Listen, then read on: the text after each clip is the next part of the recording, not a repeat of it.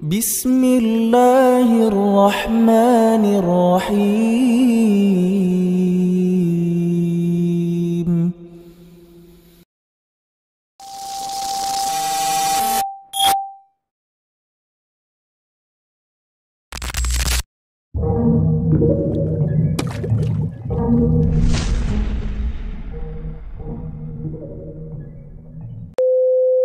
Assalamualaikum warahmatullahi wabarakatuh.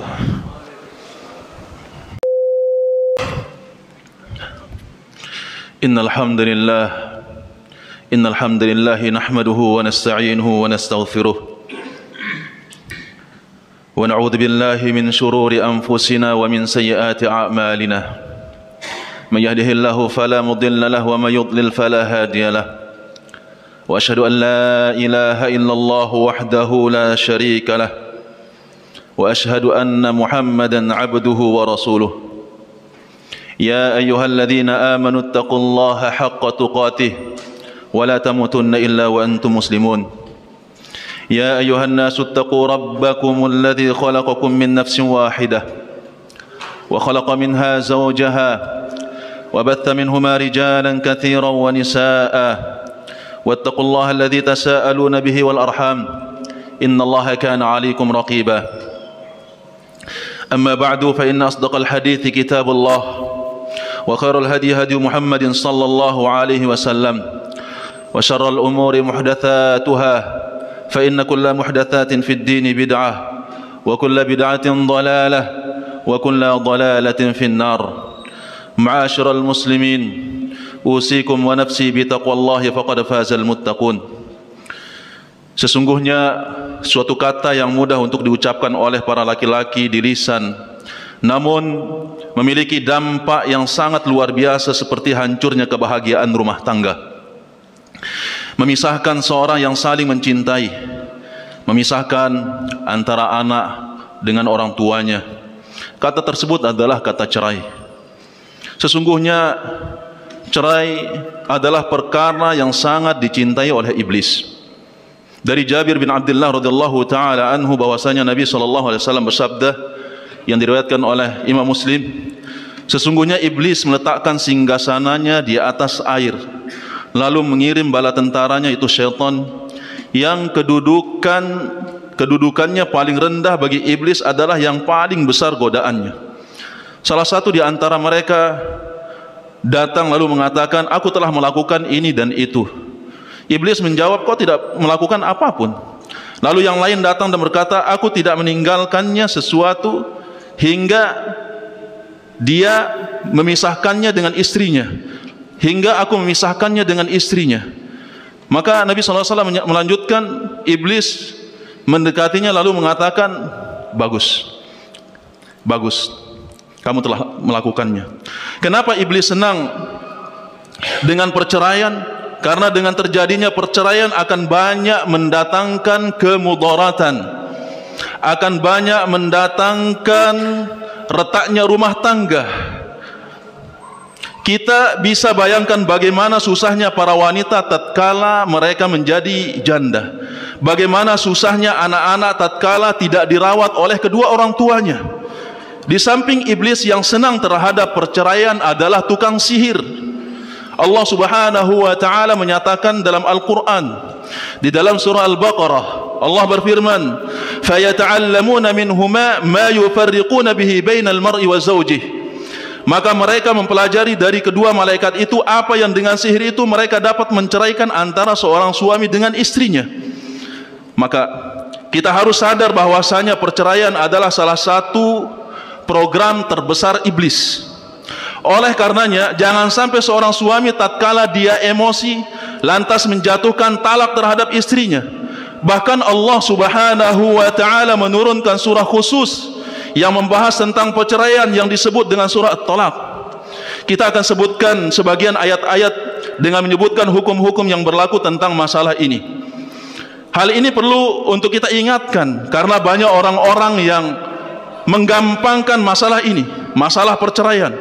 Betapa banyak kita dapati laki-laki yang terpancing emosinya kemudian menjatuhkan talak kepada istrinya. Betapa banyak laki-laki yang menjatuhkan talak namun tidak mengerti hukum-hukum talak tersebut. Bahkan mungkin ada sebagian laki-laki yang telah mentalak istrinya berulang-ulang, sampai-sampai tidak lagi tahu berapa kali dia telah mentalak istrinya. Begitu pula dari sisi wanita, banyak yang menggampangkan masalah perceraian, sehingga tatkala ada masalah sedikit antara dia dengan suaminya, dia kemudian meminta cerai. Ceraikan aku. Padahal Nabi SAW telah mengingatkan bahwasanya meminta cerai tanpa alasan yang syar'i merupakan dosa besar. Allah Subhanahu wa taala, Rasulullah sallallahu alaihi wasallam menyebutkan di dalam hadis yang diriwayatkan oleh Imam Abu Dawud, ayyuma imra'ah sa'alat zawjaha talaqan fi ghairi ma ba's fa haramun 'alaiha raihatul jannah. Siapapun wanita yang meminta cerai kepada suaminya bukan karena kesalahan, maka haram baginya bau surga. Lihatlah, bukan hanya surga yang diharamkan bagi wanita yang meminta cerai tanpa alasan yang syar'i, bahkan bau surga pun haram baginya. Padahal aroma surga itu dapat tercium dalam beberapa tahun perjalanan sebelum sampai di surga. Pada hadirin yang dirahmati oleh Allah Subhanahu wa taala, oleh karenanya wanita juga terkadang meremehkan masalah perceraian. Bagaimana lagi ketika kita mendapati seorang wanita yang sedikit-dikit minta cerai, bahkan menantang suami untuk menceraikan dirinya, yang pada akhirnya suaminya pun terprovokasi dan menjatuhkan cerai baginya. Hal ini semua menunjukkan bahwa tidak adanya perhatian terhadap fikih cerai, baik dari laki-laki maupun wanita. Allah Subhanahu wa taala berfirman dalam surah At-Talaq, ya ayyuhan nabi, idza talaqtumun nisaa fatalliquhunna li'iddatihinna wa ahsul iddah wattaqullaha rabbakum la tukhrijuhunna min buyutihin wa la yakhrujna illa an ya'tina bi fahishatin mubayyinah wa tilka hududullah wa man yata'adda hududallahi faqad zalama nafsah la tadri la'alla Allah yuhdithu ba'da dhalika amra. Wahai Nabi, apabila kamu menceraikan istri-istrimu, maka hendaklah kamu ceraikan mereka pada waktu mereka dapat menghadapi masa iddah mereka, masa iddah yang wajar, dan hitunglah waktu iddah itu serta bertakwalah kepada Allah Subhanahu wa taala. Janganlah kamu keluarkan mereka dari rumah mereka, dan janganlah mereka diizinkan keluar kecuali mereka mengerjakan perbuatan keji yang terang. Itulah hukum-hukum Allah, dan barang siapa yang melanggar hukum-hukum Allah, maka sesungguhnya dia telah berbuat zalim terhadap dirinya sendiri. Kamu tidak mengetahui barangkali Allah mengadakan sesudah itu suatu hal yang baru. Para ulama menjelaskan bahwasanya yang dimaksud dengan hendaklah kamu ceraikan mereka pada waktu mereka dapat menghadapi masa iddahnya adalah seorang tidak boleh menceraikan istrinya kecuali dengan talak sunni, dengan talak yang benar, yaitu dia menjatuhkan talak pada waktu istrinya dalam kondisi suci, menjatuhkan talak kepada istrinya dalam kondisi suci dan belum dia gauli, serta menjatuhkannya dengan talak satu. Sehingga apabila ada seorang yang menjatuhkan talak tanpa melihat kondisi istrinya yang sedang haid, atau dia telah menggauli istrinya yang telah suci, kemudian dia jatuhkan talak, maka talak seperti ini adalah talak yang haram. Dan betapa banyak laki-laki yang tidak tahu mengenai hukum ini. Ini adalah peringatan dari Allah Subhanahu wa taala bahwa seharusnya laki-laki lebih cerdas dan lebih bijak daripada wanita, karena akalnya lebih sempurna, sehingga dia seharusnya bisa melihat situasi tatkala hendak menjatuhkan cerai kepada istrinya.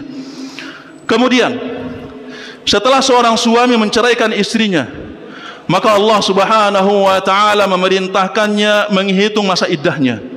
Hal ini pun tentunya memerlukan fikih tentang bagaimana masa iddah wanita, karena berbeda antara wanita yang masih subur atau telah menopause, kemudian berbeda pula masa iddahnya wanita hamil dengan wanita yang belum haid sama sekali. Ini semua harus dipelajari oleh laki-laki, jamaah rahimani wa rahimakumullah. Dari ayat ini pula menegaskan bahwasanya cerai bukan hanya sebatas perkara dunia, akan tapi juga berkaitan dengan ketakwaan seorang kepada Allah Subhanahu wa taala. Maka jika seorang bertakwa kepada Allah Subhanahu wa taala, maka hendaknya dia menjatuhkan cerai sesuai dengan aturan yang diajarkan oleh Allah Subhanahu wa taala. Karena sungguhnya Allah telah turunkan aturannya langsung dari langit agar kita sadar bahwasanya permasalahan ini bukanlah permasalahan yang sepele. Kemudian tidak boleh seorang laki-laki yang menceraikan istrinya memerintahkan istrinya untuk pulang ke rumah orang tuanya lantaran dia masih emosi. Hal ini adalah perkara yang tidak boleh. Kalau sekiranya seorang suami mentalak istrinya dengan talak 1 atau talak 2 yang masih memungkinkan untuk rujuk, maka istrinya tetap harus tinggal di rumahnya.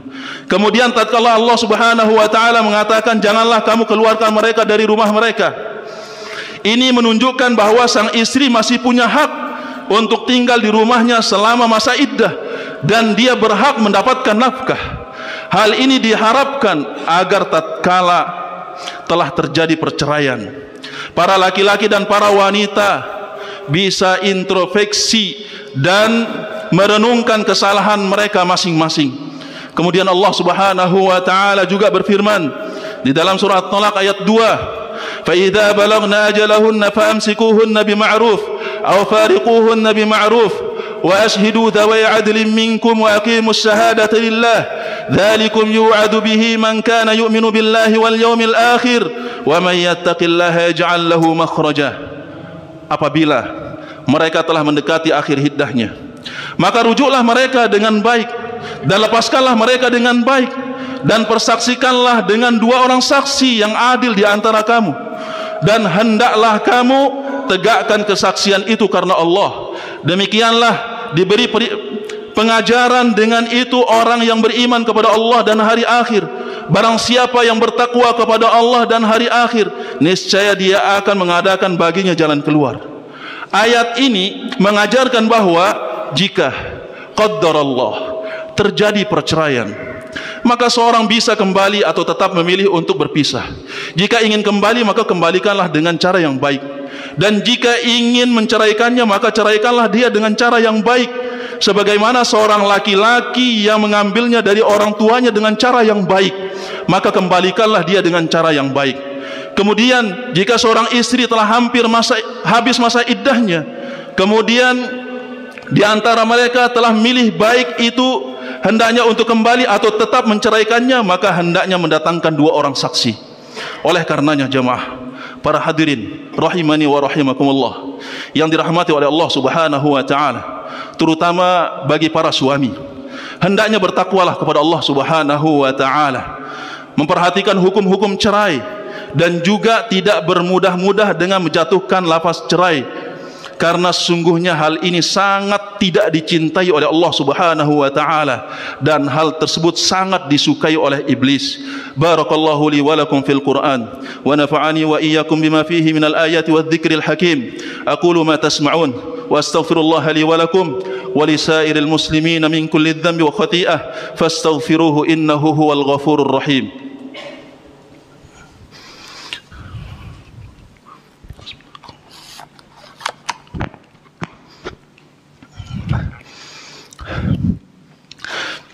Alhamdulillahi ala ihsanih wa syukru lahu ala taufiqihi wa amtinanih, wa ashhadu an la ilaha illallah wahdahu la syarika lah ta'ziman li sya'nih, wa ashhadu anna Muhammadan abduhu wa rasuluh ad-da'i ila ridwanih. Hadirin jamaah yang dirahmati oleh Allah Subhanahu wa taala, sesungguhnya di antara perkara yang sangat pelik dan sulit yang dihadapi oleh seorang adalah masalah perceraian. Bagaimana mungkin tidak sulit? Rumah tangga yang selama ini dia telah bina, kasih sayang yang dia telah pupuk selama ini, hubungannya dengan anak-anak yang lahir dari buah pernikahannya, semuanya harus hancur tatkala itu. Akan tapi barang siapa yang menghadapi kondisi yang sangat sulit ini, Kondisi yang sangat sulit ini disertai dengan ketakwaan kepada Allah Subhanahu wa taala, maka Allah Subhanahu wa taala akan memberinya jalan keluar. Oleh karenanya ayat-ayat yang di dalam surat Thalaq menjanjikan jalan keluar bagi orang-orang yang bertakwa. Karena setelah Allah Subhanahu wa taala menjelaskan tentang masalah talak, Allah Subhanahu wa taala berfirman, "Wa may yattaqillaha yaj'al lahu makhraja wa yarzuqhu min haitsu la yahtasib wa may yatawakkal 'ala Allahi fa huwa hasbuh innallaha balighu amrihi qad ja'ala Allahu likulli syai'in qadra." Barang siapa yang bertakwa kepada Allah Subhanahu wa taala, niscaya dia akan mengadakan baginya jalan keluar dan memberinya rizki dari arah yang tidak disangka-sangka. Dan barang siapa yang bertawakal kepada Allah, niscaya Allah akan mencukupkan keperluannya. Sungguhnya Allah melaksanakan urusan yang dikehendakinya. Sungguhnya Allah telah mengadakan ketentuan bagi tiap-tiap sesuatu. Kemudian Allah juga berfirman di dalam surah At-Thalaq, "Wa may yattaqillaha yaj'al lahu min amrihi yusra." Dan barang siapa yang bertakwa kepada Allah, niscaya Allah menjadikan baginya kemudahan dalam urusannya. Allah juga berfirman, "Wa may yattaqillaha yukaffir anhu sayyi'atihi wa yu'dhim lahu ajra." Dan barang siapa yang bertakwa kepada Allah, niscaya dia akan menghapus kesalahan-kesalahannya dan akan melipat gandakan pahala baginya. Allah Subhanahu wa taala memerintahkan agar seorang bertakwa kepada Allah dalam perkara cerai ini. Karena tatkala seorang menjatuhkan cerai kepada istrinya, sesungguhnya dia tidak hanya bermuamalah dengan istrinya, melainkan juga bermuamalah dengan Rabbul Alamin. Allah Subhanahu wa taala berfirman, "Wa tilka hududullah wa may yata'adda hududallahi faqad dzalama nafsah." Itulah hukum-hukum Allah. Dan barang siapa yang melanggar hukum-hukum Allah, maka sungguhnya dia telah berbuat zalim terhadap dirinya sendiri.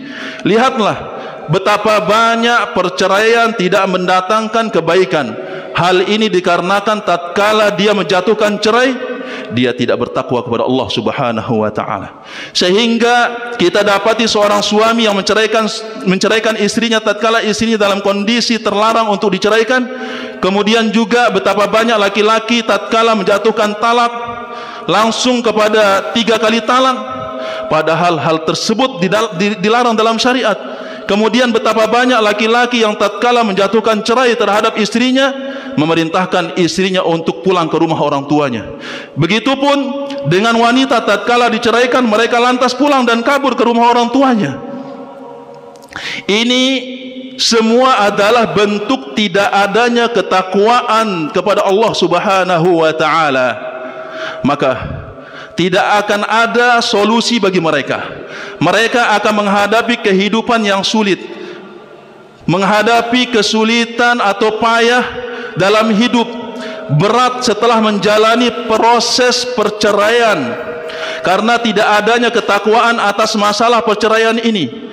Adapun seorang yang menjatuhkan cerai, kemudian memperhatikan hak-hak Allah Subhanahu wa taala dalam urusan ini, maka Allah Subhanahu wa taala akan memberikan dia solusi, rezeki dari arah yang tidak dia sangka-sangka, menghapuskan dosa-dosanya, memudahkan urusannya, dan akan dibesarkan pahalanya. Meskipun ayat-ayat ini berkaitan dengan takwa tatkala menjatuhkan cerai, akan tapi para ulama juga mengatakan bahwa ayat-ayat ini juga berlaku dalam segala hal permasalahan di atas muka bumi ini. Ketahuilah bahwa orang yang beriman pasti akan menghadapi situasi permasalahan, karena Allah Subhanahu wa taala telah mencantumkan dia di dalam Al-Qur'anul Karim. Allah Subhanahu wa taala berfirman, "Am hasibtum an tadkhulul jannah wa lamma ya'tikum mathalul ladzina khalu min qablikum?" Apakah kamu mengira bahwa kamu akan masuk surga padahal belum datang kepadamu cobaan sebagaimana halnya orang-orang terdahulu sebelum kamu? Di dalam surat yang lain mengatakan, Alif Lam Mim, ahasiban nasu ayyutraku ayyaqulu amanna wa hum la yuftanun, wa laqad fatanna alladhina min qablihim fala ya'lamanna Allahu alladhina sadaqu wa la ya'lamanna al-kadhibin. Alif Lam Mim. Apakah manusia itu mengira bahwa mereka dibiarkan saja mengatakan kami telah beriman sedangkan mereka tidak akan diuji? Dan sungguhnya kami telah menguji orang-orang sebelum mereka. Maka sungguhnya Allah mengetahui orang-orang yang benar, dan sungguhnya Dia mengetahui orang-orang yang dusta. maka ujian pasti akan mendatangi seorang meskipun dia tidak ingin mendapatkan ujian tersebut. Akan tapi ingatlah jamaah, bahwa Allah menjanjikan yang apabila seorang tatkala diuji namun bertakwa kepada Allah, maka pasti akan ada solusi baginya. Seandainya seorang terjebak dalam suatu permasalahan, kemudian dia telah berusaha untuk keluar darinya, akan tetapi permasalahan tersebut tidak kunjung berakhir atau selesai, maka hendaknya dia mencurigai dirinya sendiri dan mencurigai imannya. Bisa jadi dirinya tidak bertakwa kepada Allah Subhanahu wa taala. Maka barang siapa yang bertakwa, solusi itu akan datang cepat ataupun lambat. Innallaha wa malaikatahu yusholluna 'alan nabi ya ayyuhalladzina amanu shallu 'alaihi wa sallimu taslima. Allahumma shalli 'ala Muhammad wa 'ala ali Muhammad kama shallaita 'ala Ibrahim wa 'ala ali Ibrahim innaka Hamidum Majid. Wa barik 'ala Muhammad wa 'ala ali Muhammad kama barakta 'ala Ibrahim wa 'ala ali Ibrahim innaka Hamidum Majid. Allahumma ighfir lil muslimina wal muslimat wal mu'minina wal mu'minat الأحياء منهم والأموات. اللهم اغفر لنا ذنوبنا ولوالدينا وارحمهما كما ربيانا صغارا. اللهم اعتق رقابنا ورقاب آبائنا من النار. اللهم إنا نسألك حسن الخاتمة ونعوذ بك من سوء الخاتمة. ربنا لا تزغ قلوبنا بعد إذ هديتنا وهب لنا من لدنك رحمة إنك أنت الوهاب. ربنا ظلمنا أنفسنا وإن لم تغفر لنا وترحمنا لنكونن من الخاسرين. ربنا آتنا في الدنيا حسنة وفي الآخرة حسنة وقنا عذاب النار. وآخر دعوانا أن الحمد لله رب العالمين.